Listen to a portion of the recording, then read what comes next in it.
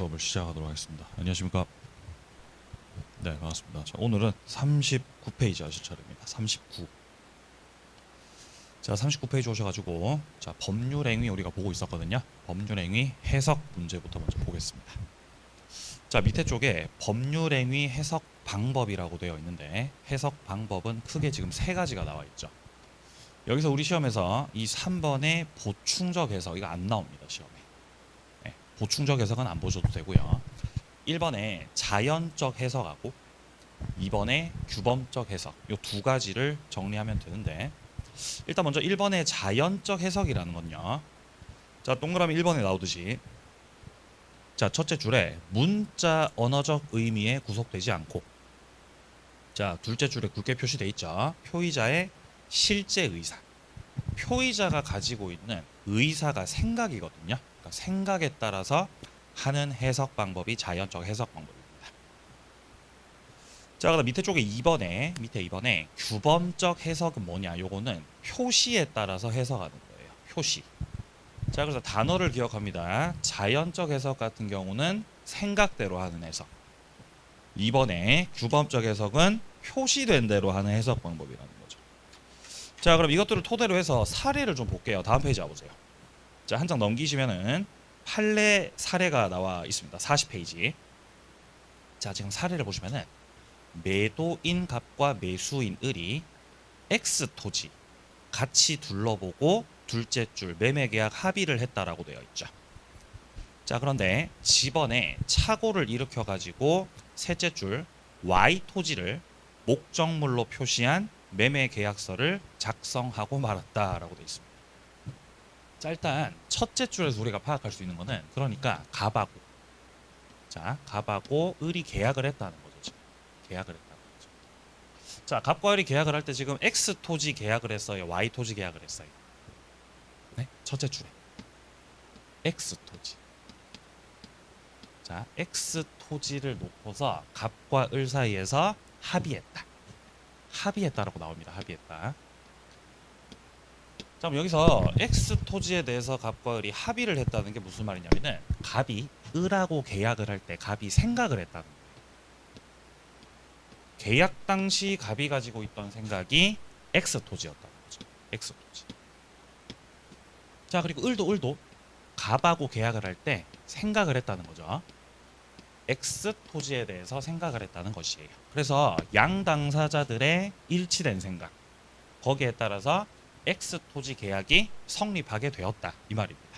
근데 문제는 땅 다 둘러보고 계약서 쓰러 와가지고 네? 계약서를 쓰러 와가지고 계약서에다가는 X 토지 안 쓰고 뭐 썼다고요?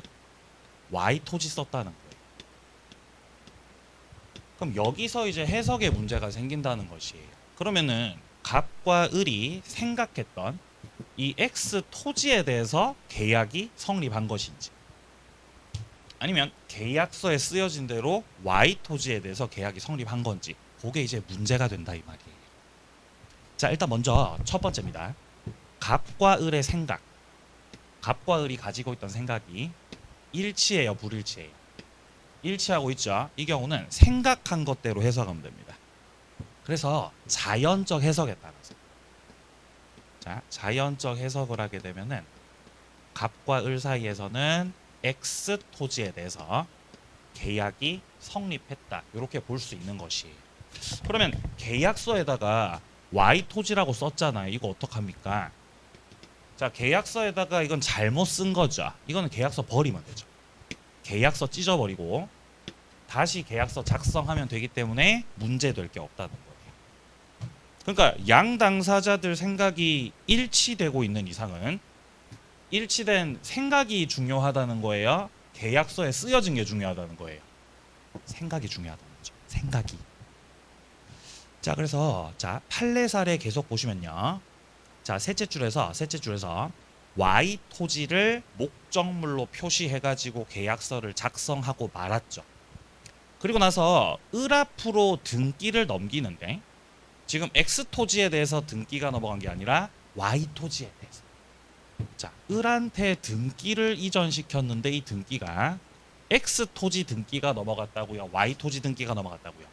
Y 토지. Y 토지에 대해서 등기가 넘어갔다는 거예요.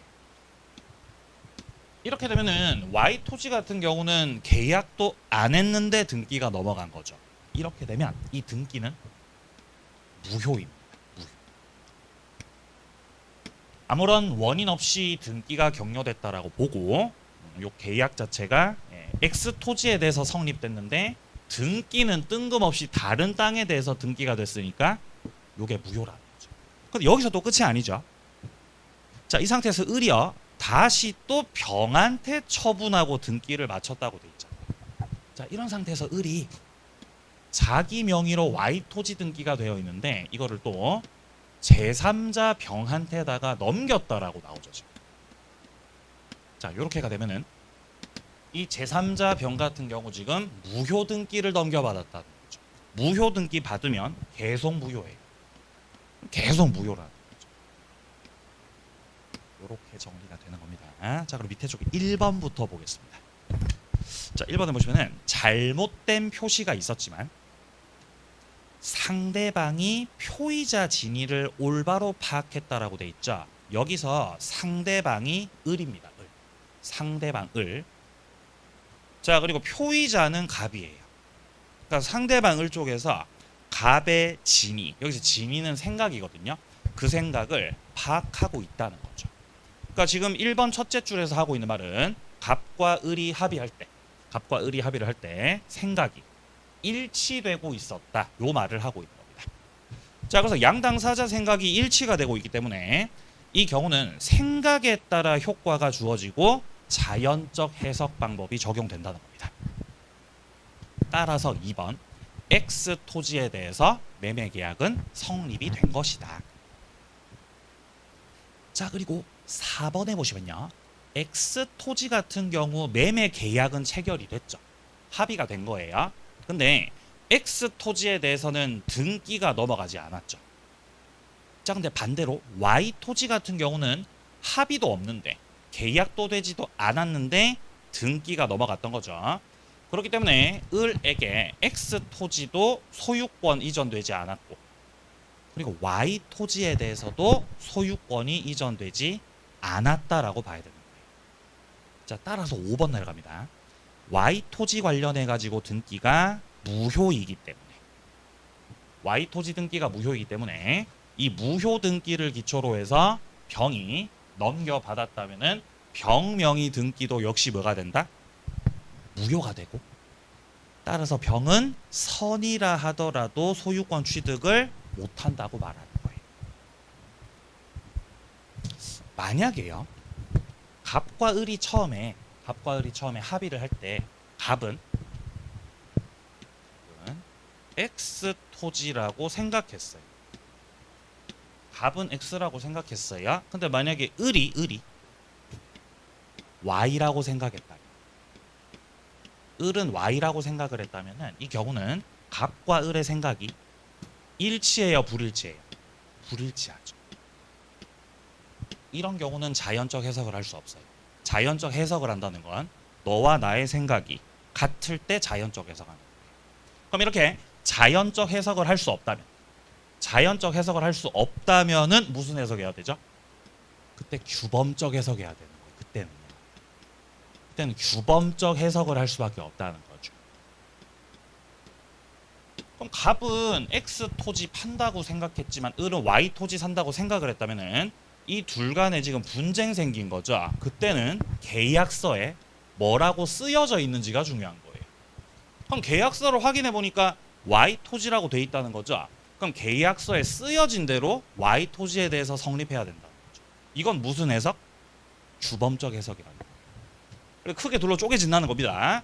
양 당사자 생각이 일치하고 있다면, 일치가 되고 있다면 그때는 자연적 해석하면 되는 것이고 양 당사자 생각이 다르면 그땐 규범적 해석을 해야 된다 이 말이에요. 자, 그렇게 정리가 되겠습니다. 자, 그럼 밑에 예제 문제를 좀 보면 어렵지 않은 문제입니다. 자, 밑에 예제 문제 보시면은 부동산 매매 계약을 하는데 쌍방이 모두 X 토지를 목적물로 삼았다라고 되어 있습니다. 자, 여기서 첫째 줄에 X 토지를 목적물로 삼았다라는 이 표현 자체가 합의가 됐다는 거예요. 합의가. 그럼 요 말은 양 당사자 생각이 일치하고 있다, 불일치하고 있다? 일치하고 있다는 거예요. 그럼 일치된 생각대로 X 토지 계약 성립이죠. 자, 지금 근데 둘째 줄에 계약서에 둘째 줄 계약서에 목적물을 Y 토지로 잘못 표시했잖아요. 상관없다는 거죠. 계약서에 쓰여진 것보다 일치된 양 당사자 생각이 더 중요하다라는 바로 그 해석 방법. 그 해석 방법이 뭐가 되는 거죠? 그게 자연적 해석이라는 거죠. 정답은 3번이 된다는 거죠. 그죠? 해석이었습니다. 고생하셨고요. 자, 이제 오른쪽에 의사 표시로 갑니다. 의사 표시는 법률 행위의 성립 요건이에요. 의사와 표시. 의사 표시가 유효가 되려면은 의사 표시 일치돼야 돼요, 불일치돼야 돼요? 일치돼야 돼요. 의사와 표시가 일치가 되고, 그리고 의사 표시할 때 하자가 없어요. 이렇게 됐을 때 이게 정상적인 의사 표시. 자, 이게 지난 시간 어디서 했던 거냐면은 잠깐 앞으로 가볼게요. 네, 복습 안 하셨을 테니까 앞으로 가서 확인하겠습니다. 자, 우리가 이걸 어디서 봤었냐면은 23페이지에서 지난 시간 잠깐 봤습니다. 자, 23페이지에서 우리 지난 시간에 법률행위 관련된 성립 요건과 유효로 만드는 요건들이 있었죠. 성립 요건 같은 경우는 당사자, 목적, 의사표시 세 가지가 있었습니다. 그 중에서 이 의사표시 부분을 지금 말씀드리는 겁니다. 이 의사표시가 성립되려면은 존재해야 되는데, 이게 또 유효가 되려면은 밑에 쪽에 표가 보이죠? 표가. 자, 당사자, 목적, 의사표시가 있을 때 지금 의사표시 부분에 오른쪽 칸에 보시면 이게 유효가 되려면은 의사와 표시가 일치가 돼야 돼요. 그리고 하자가 없어야 돼요. 이렇게 됐을 때 이게 정상적인 의사표시예요. 이렇게 됐습니다.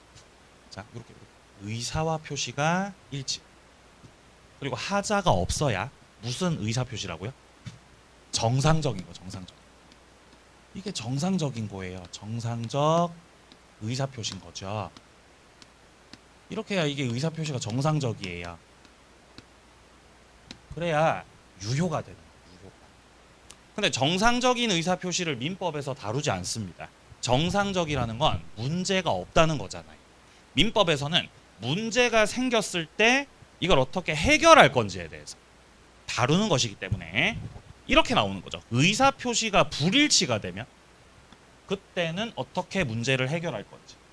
자, 그리고 하자가 없어야 되는데도 불구하고 하자가 있다면, 하자가 존재한다면은 그거 어떻게 해결할 건지, 그런 것들이 우리가 의사표시 파트에서 다루는 내용들이거든요. 그래서 41페이지 다시 와보세요. 41페이지 다시 와보시면은 지금 제4절에 비정상적 의사표시라고 되어 있는 거죠. 그러니까 여기서 말하는 비정상적 의사표시라는 거는 첫 번째 의사와 표시의 불일치. 그리고 하자 있는 의사표시라고 해서 두 가지가 나오는 거죠. 지금 보이십니까? 지금 네모 박스 보시면은, 자, 왼쪽 부분에 보시면은 불일치라고 되어 있죠. 이게 의사표시 불일치 말하는 것이고요. 자, 그리고 밑에 쪽에 하자라고 되어 있습니다. 요게 이제 하자 있는 의사표시라는 겁니다. 자, 조금 더 세분화가 되긴 하지만 일단 먼저 의사표시의 불일치, 이쪽 파트에서 우리 시험에 출제되는 논점이 첫 번째가 비진위 표시라는 게 있고요. 비진위 표시. 자, 그다음 두 번째로 통정 허위 표시. 통정한 허위의 의사표시. 세 번째가 착. 이렇게 해서 세 개가 나와요. 세 개. 보이십니까? 오른쪽에? 지금 회색깔로 되어 있는 거 있죠? 비진위 표시, 통정어휘 표시, 착오. 요 세 가지가 의사표시의 불일치 관련된 파트입니다. 자, 그리고 밑에 쪽에 하자 있는 의사표시 같은 경우 두 가지가 역시 나오죠. 자, 여기서는 사기하고 강박이 나와요. 사기강.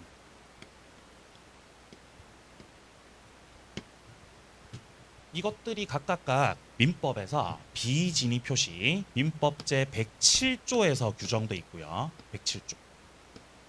자, 그 다음에 통정허위 표시, 민법 제 108조. 자, 착오 같은 경우 109조. 그 다음에 사기 강박은 민법 제 110조에서 규정되어 있습니다. 이렇게 해서 총 4가지 조문을 정리한다는 거죠. 차근차근. 이렇게 순서대로 나오는 것이에요. 자, 밑에 쪽에 네모 2번에 보세요. 비정상적 의사표시 규정이다라고 돼 있죠. 그래서 제 107조부터 해가지고 110조라고 되어 있습니다. 자, 이것들이 가지고 있는 공통적인 특징들이 있는데, 자, 첫 번째 공통점 같은 경우는 신분행위, 공법상 행위, 그리고 소송 행위에는 적용 자체가 되지 않는다라는 공통점이 있습니다. 두 번째, 여기서 나오는 무효라든지 이 취소의 효력들은 선의의 제3자에게 대항하지 못한다라고 얘기합니다. 자, 이것들은 이제 해당 파트 들어가서 한 개씩 말씀드릴 거고요. 자, 3번입니다. 보호받는 제3자, 선의면 족하고 무과실 필요가 없고, 그 다음에 네 번째입니다. 제3자는 선의로 추정된다라고 되죠. 자, 이런 공통점들이 있고요. 그럼 한 개씩 뜯어볼게요. 다음 페이지요.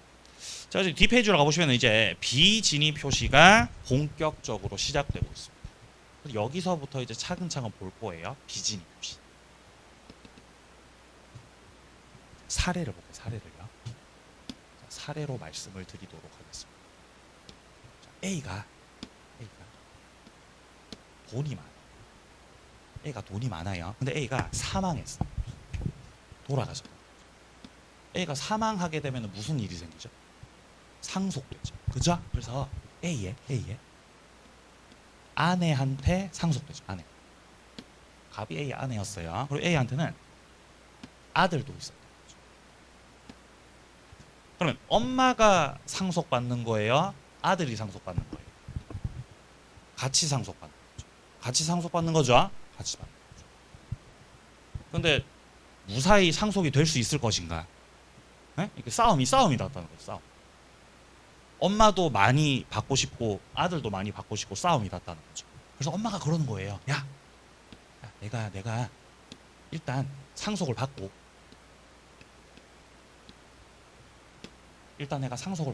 나중에 상속세 처리하고 다 처리할 거 처리한 다음에 상속받은 재산 중에서 상가는 엄마가 너한테 줄게. 자, 상가는 너한테 내가 증여를 하겠다. 증여. 라고 했다는 거예요. 그러니까 상가 줄 테니까 상속 포기각서에 사인하라는 거죠. 아들아. 그죠? 근데 엄마는 실제 상가를 줄 생각이 있어요? 줄 생각이 없는 거예요? 예? 줄 생각이 없었다는 거예요. 그럴 수 있죠. 그러니까 이 갑 같은 경우는 상가를 을에게 증여할 생각이 없었다는 거죠. 근데 증여를 하겠다라고 표시는 했어요, 안 했어요? 한 거죠. 이게 의사와 표시의 일치라고요, 불일치라고요? 불일치라는 거예요. 거짓말하는 거죠. 예? 거짓말이죠, 거짓말. 거짓말했어, 엄마가. 아들 상속 포기시키려고 엄마 거짓말하셨거든요. 이걸 법률 용어로 비진위 표시라고 합니다. 진위가 아닌 의사 표시였다. 생각하고는 다르게 표시한 거다. 이렇게 말을 하는 것이에요. 그래가지고 아들이 엄마 말을 믿었죠. 엄마 말을 믿고 상속 포기각서에 다 사인해드리고 어머니께서 상속을 다 받아가셨다는 거죠. 근데 시간이 흘러도 상가를 안 주는 거예요, 엄마가. 엄마 왜 상가 안 줘? 라고 하니까 엄마가 나 그런 말 한 적 없는데? 이렇게 하는 거죠.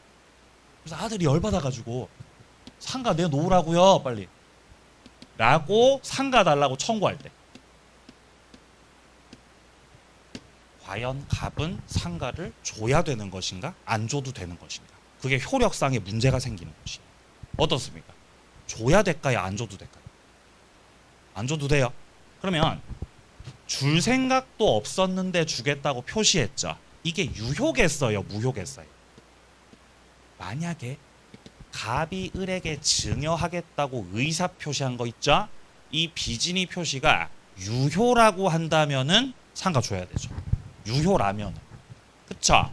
근데 만약에 이게 무효라고 한다면은 줘야 돼요 안 줘도 돼요? 그럼 안 줘도 되는 거예요. 그 효력이 법에서 규정돼 있다는 거죠. 자 지금 42페이지에서 맨 위쪽에 회색깔 지금 조문 박스 보이십니까?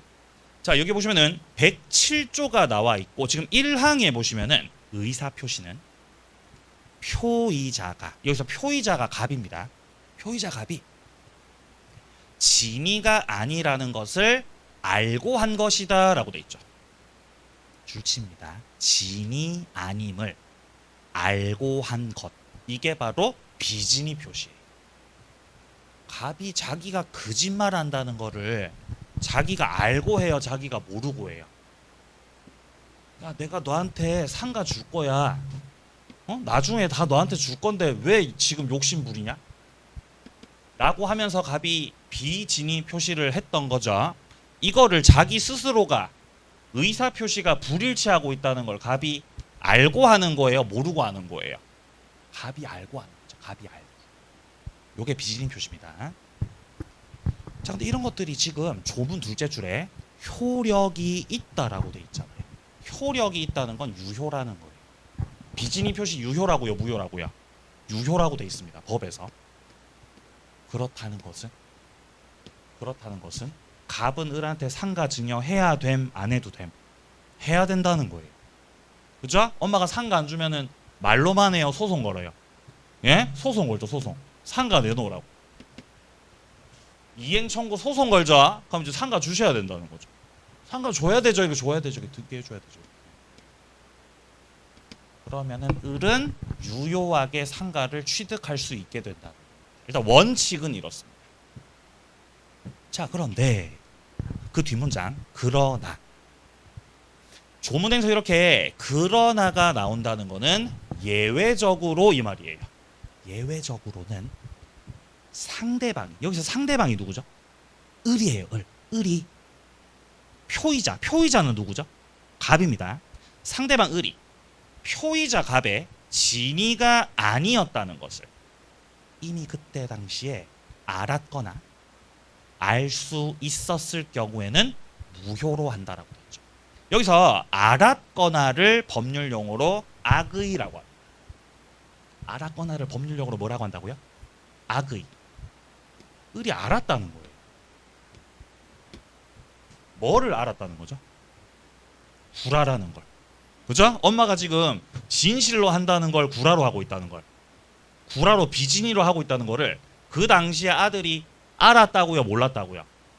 알고 있었다고. 아니면 충분히 조금만 신경 썼으면 알 수 있었다는 거죠. 과실이. 이런 경우에는 뭘 새삼스럽게 거짓말인 거 다 알고 있었으면서 상가 달라고 하냐? 이러면 유효다 무효다? 무효된다 그러는 거죠. 지금. 그럼 아들이 엄마한테 엄마 빨리 상가 주세요 빨리 상가 넘기세요 라고 이행 청구 소송 걸면 엄마가 야 너 알고 있었잖아. 너 엄마 거짓말하는 거 알고 있었잖아. 왜 새삼스럽게 왜 그래? 라면서 을이 알았을 거라고 주장해요 몰랐을 거라고 주장해요? 알았을 거라고. 너 알고 있었잖아 라고 주장한다고요. 갑은요. 그럼 여기에 대해서 을은 나 알고 있었다 그래요 나 몰랐었다 그래요?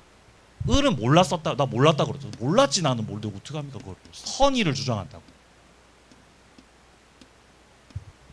그러니까 쉽게 말해서 을이 몰랐다면 유효고 알았다면 무효되는 거잖아요. 그러니까 을은 몰랐다 그러겠죠.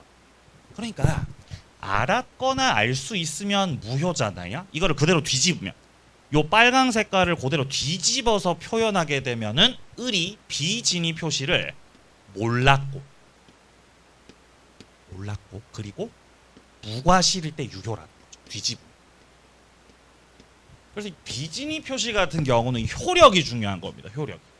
어떤 경우 유효냐?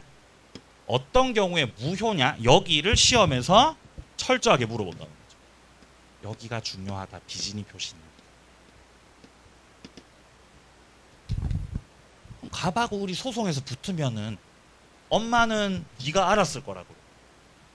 그죠? 아들은 나 몰랐다 그러고. 누가 증명해야 되냐는 거예요. 과연 알았던 걸로 추정되는 것이냐, 몰랐던 걸로 추정되는 것이냐. 그게 또 쟁점되는 겁니다. 일단 우리 민법이 기본적으로 가지고 있는 시각은요, 몰랐을 거라고 추정됩니다. 당신 그거 알았어, 그거 몰랐어 그러면 아니 저 몰랐는데요? 몰랐다고 추정된다고. 그럼 여기서 갑과 을이 분쟁 붙었을 때 입증을 갑이 입증해야 되는 거예요? 을이 증명해야 되는 거예요? 갑이 증명해요. 갑 쪽에서 을이 알았었다는 걸 증명해내야 된다는 거죠.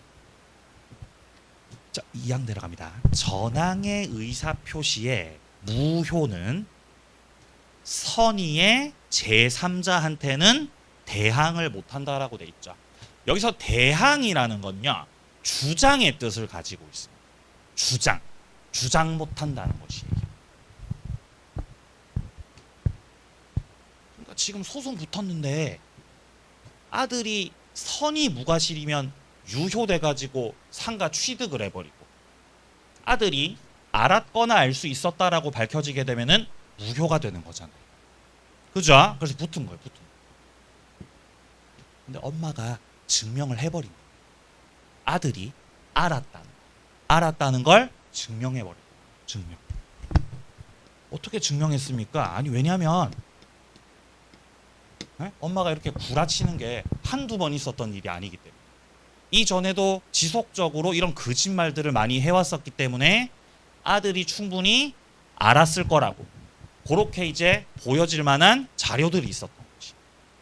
그래서 이게 증명돼 버리니까 이 을이 받은 등기는 유효라고 해야 돼요, 무효라고 해야 돼요? 알았다고요, 몰랐다고요? 알았다. 다 밝혀진 거예요. 그럼 유효라고요, 무효라고요? 무효죠. 그럼 등기가 무효니까 을은 소유권 취득해요, 취득 못해요? 취득 못하죠. 취득 못하죠. 그럼 이제 갑이 상가 내놓으라 그러죠. 등기 말소시켜라. 등기를 말소시키라고 청구하겠죠. 갑 쪽에서 내놓으시. 그렇죠? 그럼 을은 이제 말소시키고 상가 돌려줘야 되는 거죠. 졌으니까 소송에서. 이까지 이해되세요? 근데 을이 가만히 가지고 있었다. 이미 팔아먹었다. 이미 팔아먹었다고. 이미 팔아먹어버렸다고요. 이렇게 제3자한테 팔아버렸다고. 그래서 제3자 병한테 넘어갔는데, 이 제3자 같은 경우는 앞에 요런 사정들, 앞에 갑과 을의 이러한 사정들을 알고 있었습니다, 모르고 있었습니다? 몰랐다는 거예요. 선의의 제3자. 선의의 제3자에게 등기가 격려되죠. 그럼 앞에서는 이게 무효였다고 하더라도 선의 제3자한테 넘어오게 되면 그 효력이 유효로 바뀌어버려요. 그럼 제3자가 결국 부동산 취득을 해버린다는 거죠. 그러니까 을 같은 경우는 시간 질질 끌다가 빨리 팔고 도망쳐야 된다는 거죠. 그죠? 그럼 이제 소유권 넘길 수 있다. 그래서 선의 제3자가 보호받는다 이 말이죠. 보호받는다. 그럼 이미 병한테 등기가 넘어갔을 때, 엄마가 아니 뭐야 지금 상가 빨리 가져오라고. 당신 뭐야 지금? 당신 뭐냐고 라고 하면서 엄마가 당신 무효야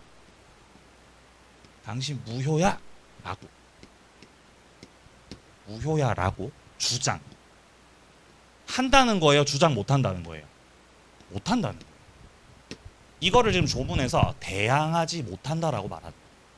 그러니까 대항을 못한다라는 거는 무효를 주장할 수 없다는 것이고, 그럼 반대로 얘기하면은 선의 제3자가 보호받는다는 뜻이 돼요. 보호받.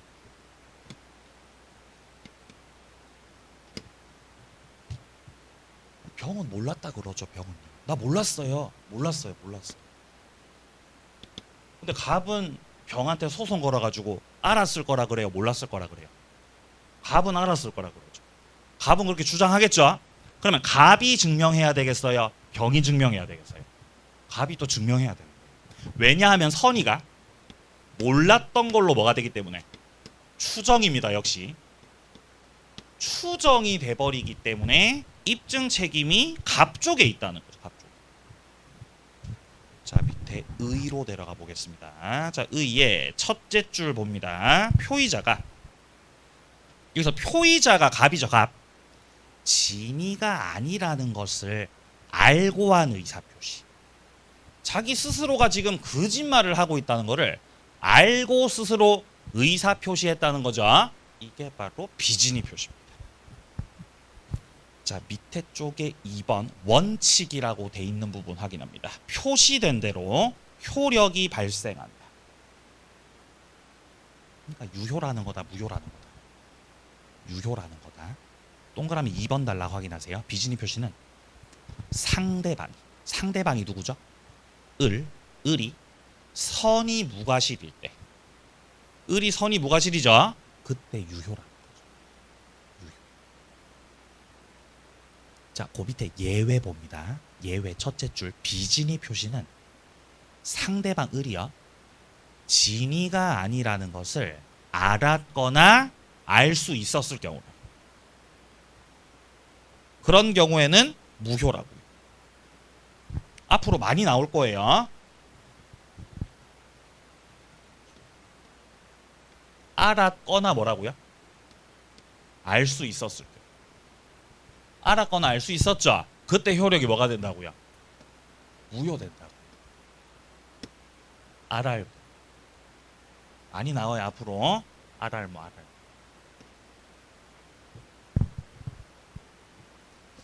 자, 그다음 밑에 쪽에 동그라미 2번 단락이에요. 상대방의 악의 혹은 과실 관련해 가지고는 그 입증 책임은 무효를 주장하고 있는 표의자에게 있다.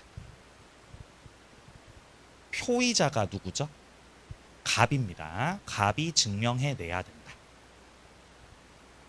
자, 그리고 동그라미 4번 달랑 내려갑니다. 비진위 표시의 무효는 선의 제3자한테는 대항을 못한다는 것이, 선의 제3자에게 대항 못한다.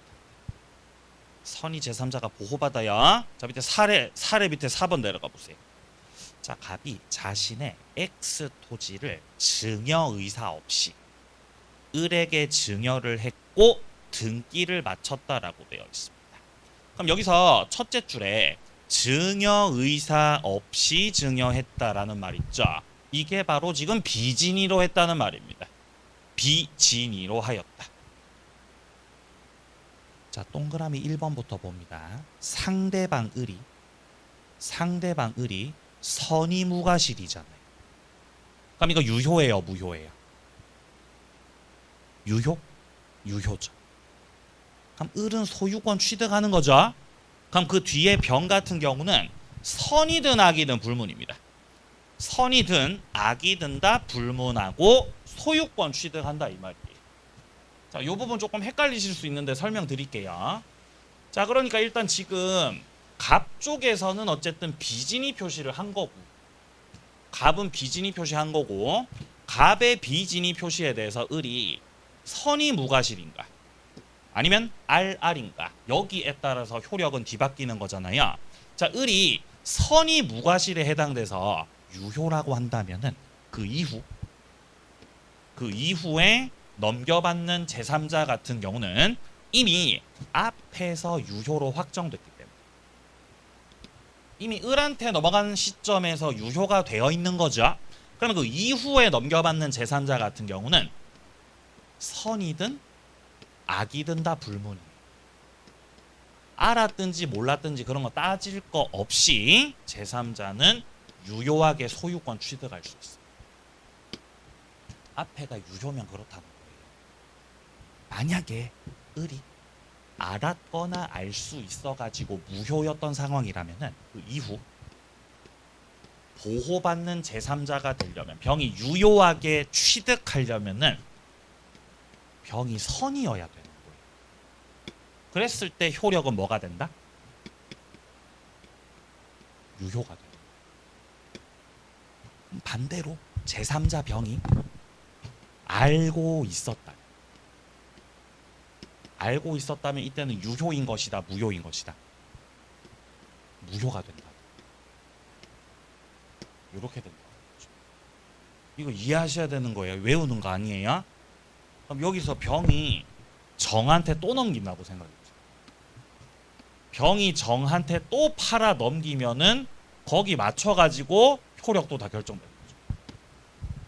자, 앞서 을이 유효였고 병도 선악불문 유효하게 취득했던 상태에서 이거를 그대로 정이 넘겨받았던 거라면은 이때 정 같은 경우 선이여야 유효해요, 선악불문 유효해요?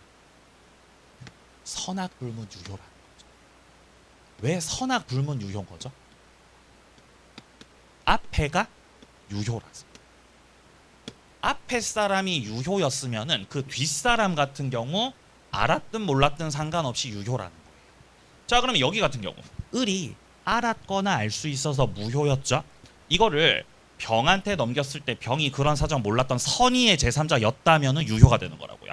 그러면 이 상태에서 정한테 넘어갔다면 이때 정 같은 경우 선의여야 취득해요, 선악불문이에요? 역시 선악불문이라는 거예요.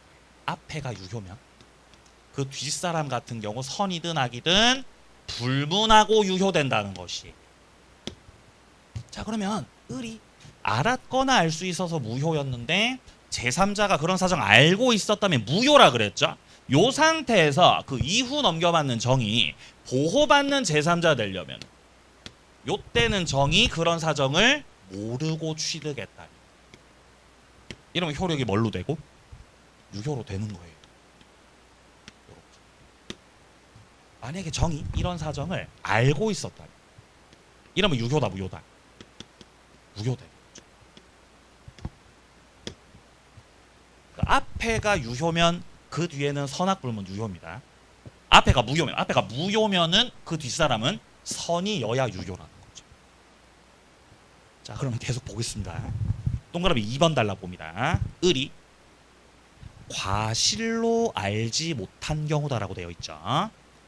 자, 그럼 을에게 과실이 존재하기 때문에 이 경우는 무효로 되는 겁니다. 자, 그렇다면 을은 소유권 취득을 못할 것이다. 자, 3번입니다. 2번의 경우에 병이 선이면, 병이 선이라고 한다면은 과실 있더라도 소유권 취득한다고 돼 있죠. 그러니까 보호받는 제3자 같은 경우 선이만 있으면 보호받는다는 거예요. 무과실은 필요하다고요, 필요 없다고요? 필요 없다는 말입니다. 무과실까지는 필요 없다. 이 두 가지가 다릅니다. 지금 을이 보호받으려면, 을 쪽에서 보호를 받으려면은 선이만 있으면 돼요. 선이 무과실까지 필요해요. 무과실까지 필요해요. 을은요. 근데 보호받는 제3자 같은 경우는 무과실까지 있어야 된다고요? 선이만 있으면 된다고요? 선이만 있으면 된다. 이게 상대방과 제3자의 차이라고 말하고 있는 거죠. 다릅니다. 그죠? 자, 그다음 오른쪽 가서 판례들 좀 보겠습니다. 자, 오른쪽에 43페이지에 자, 밑에 쪽에 보시면 이제 판례가 나와 있는데, 자, 밑에 판례 1번 판례 보겠습니다. 진의란이라고 돼 있죠. 진의가 무엇입니까? 진의는요, 특정한 내용에 뭔가 의사 표시를 하고자 하는 표의자의 생각을 말하는 것이다라고 되어 있죠. 생각 동그라미. 진의는 뭐라고요? 생각이라고. 둘째 줄 표의자가 진정 마음 속에서 뭔가 원하는 것, 그거 아니라고 되어 있죠. 자, 그럼 지금 1번 판례에서 말하는 거는 진의라는 거는 표의자가 갖고 있는 생각이라고요. 표의자가 진정 원하는 거라고요. 생각이라. 자, 여기서 말하는 거는 진이란 무엇인가? 진이가 무엇입니까? 이렇게 물어본다면은 진이라는 것은 표의자가 가지고 있는 뭐라고요? 생각. 생각이 진이라는 거죠. 생각. 표의자가 뭔가 마음속에서 가지고 있는 거. 마음속에서 가지고 있는 거. 아니 그게 아니라는 거. 생각이다. 생각. 진이. 그죠? 이거 많이 물어본단 말이에요. 생각이라. 그럼 생각하고 마음하고 다른 겁니까? 생각과 마음이 달라요? 생각은 뭘로 하죠? 생각은? 머리로 하죠. 머리. 생각은 머리로 해요. 마음은 어디 있는 거예요? 가슴에 있는 거죠. 가슴. 다르다는 거예요. 그죠? 머리, 가슴, 배가 다르다는 거죠. 그죠? 다르다. 다르다. A가 B하고 A가 B하고 예를 들어 뭐 연봉 협상을 한다고 생각해요. 연봉 협상. 응? 연봉 협상을 해요. 그럼 예를 들어 학원에서 야, 니 얼마 받을래?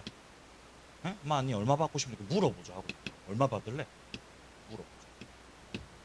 그럼 B가 원하는 연봉이 있을 거 아니? B가 원하는 연봉. B가 원하는 연봉은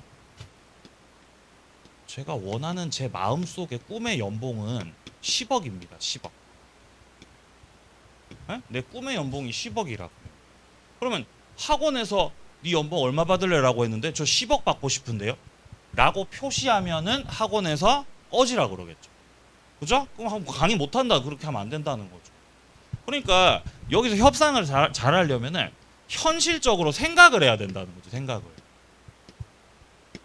생각을 해가지고 작년에 봤던 그 수준으로. 아 예. 저는 욕심 부리지 않겠습니다. 작년에 봤던 그 수준에서. 네? 작년 수준. 네, 얼마인지 밝힐 수 없습니다. 작년 그 수준으로 받고 싶습니다. 라고 그렇게 표시를 해야 연봉 협상이 될 거라는 거죠. 표시를 이렇게. 그럼 B가 작년 수준이면 충분하겠습니다.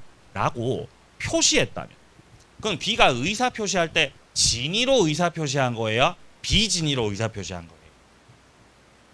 진이다 비진이다. 그게 진이라는 거예요. 왜냐면 진이는 진짜 마음속에서 원하는 거니까요. 그냥 생각이니까요. 그냥 생각. 현실적인 판단. 에? 현실적인 판단. 내가 진짜 원하는 거, 그게 아니고 현실적인 판단에서 하는 그 의사 표시가 그게 진이라는 거죠. 그게 진. 자, 그래서 2번 판례 내려갑니다. 재산을 강제로 뺏긴다는 것이 본심으로 잠재되어 있었다. 자, 그런데 표의자가 강박에 의하여서나마 증여를 하기로 하고 그에 따라 증여의 의사 표시를 했다라고 되어 있죠. 자, 이거는 뭐냐면은 을이갑한테 강박을 했다는 거예요. 을이갑한테다가 강박을 해버린 거죠. 협박을 했다는 거죠. 협박을. 요게 이제 80년대 때 아마 사건이었을 텐데, 그건 아니구나. 예. 자, 이게 최초에 나왔던 판례는 그 전에 있었던 판례인데 이게 어떤 사건이냐면은 그때 당시에 이제 그 합수부에서 국가기관에서 이제 기업을 상대로 삥을 뜯었거든요. 예? 기업 회장들한테 가가지고 야, 너 국가를 위해서 재산을 좀 헌납을 하라.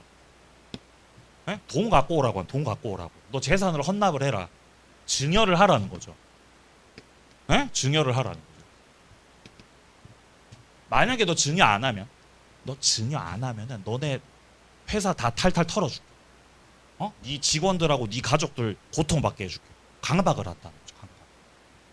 그러면 여기서 야, 빨리 재산 헌납해. 빨리 재산 헌납을 해라. 안 하면은 너 고통받는다. 라고 강박을 당하게 되면은 갑이 가지고 있는 그 마음은, 갑의 마음은 주고 싶어요, 주기가 싫어요? 네? 싫어요. 싫어. 갑의 마음은 싫죠. 근데 현실적으로 생각을 한다는 거죠. 여기서 내가 증여를 하지 않으면 고통받게 될 우리 직원들, 우리 가족들 생각을 해가지고 줘야 되겠다. 더럽지만 줘야 되겠다. 나쁜 놈들. 증여를 해야겠다고 판단하는 거예요. 현실적으로. 아, 이건 해야겠네. 라고 생각을 해가지고 증여를 하겠습니다. 증여를 하도록 하겠습니다. 라고 표시를 했다면 이거는 과연 진의로 한 것인가 비진의로 한 것인가? 이거 진의예요, 비진의예요? 진의란. 왜냐하면 갑이 의사표시할 때 생각대로 했으니까요. 마음 내키는 대로 했으니까요. 생각대로 했던 거죠. 그게 진의라는 거죠. 그게.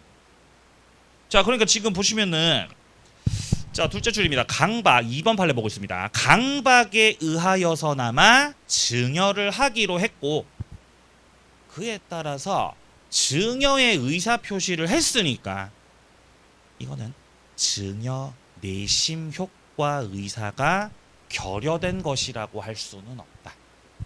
여기서 말하는 내심 효과 의사가 결여된 것이라고 할 수 없다라는 이 말은 진의에 해당한다는 말이에요. 이 의사표시가 진의입니다. 이 말. 자, 밑으로 내려갑니다. 4번 판례.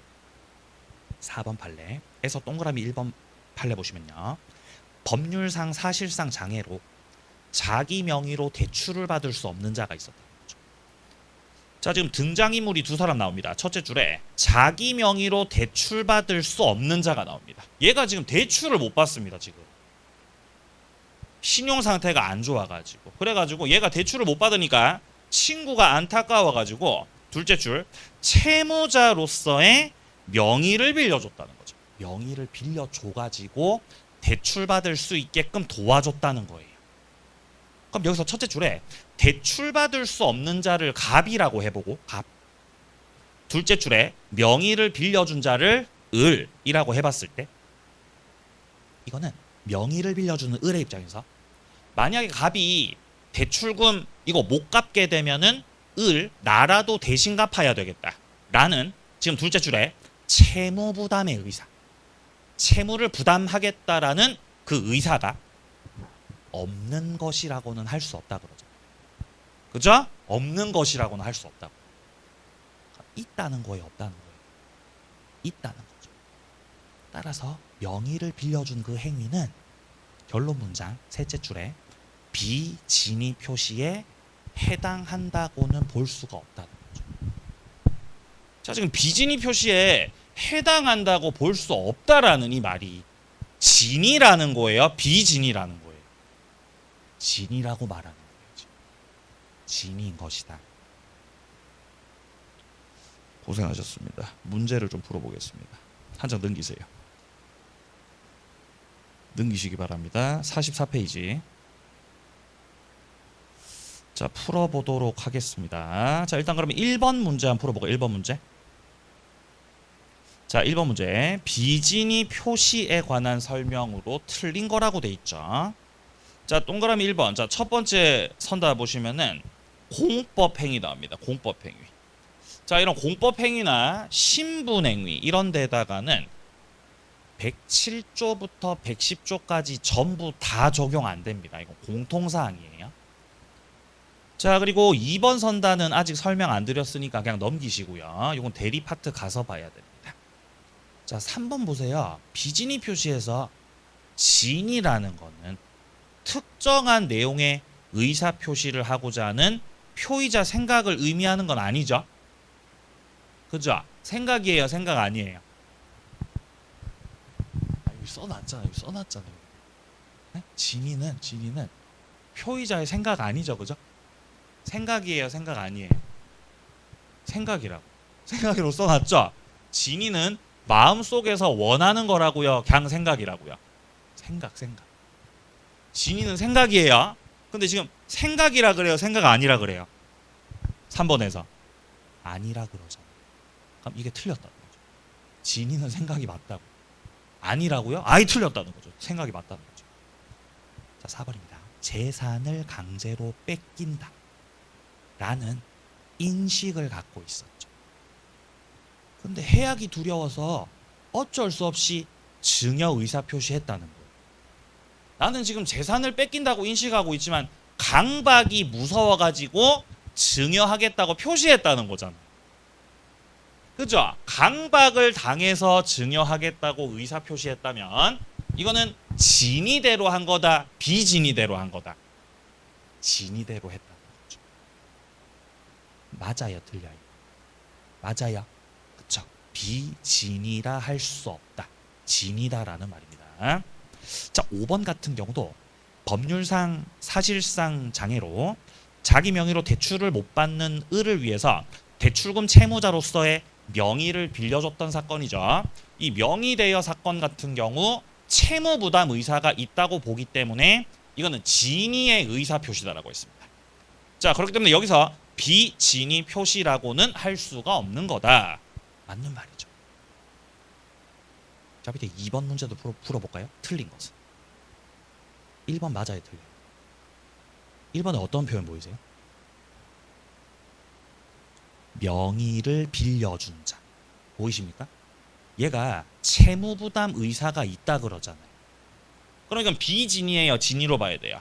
이거 진이라는 거죠. 1번 틀렸다는 거죠. 비진이다? 아니요, 진이가 맞습니다.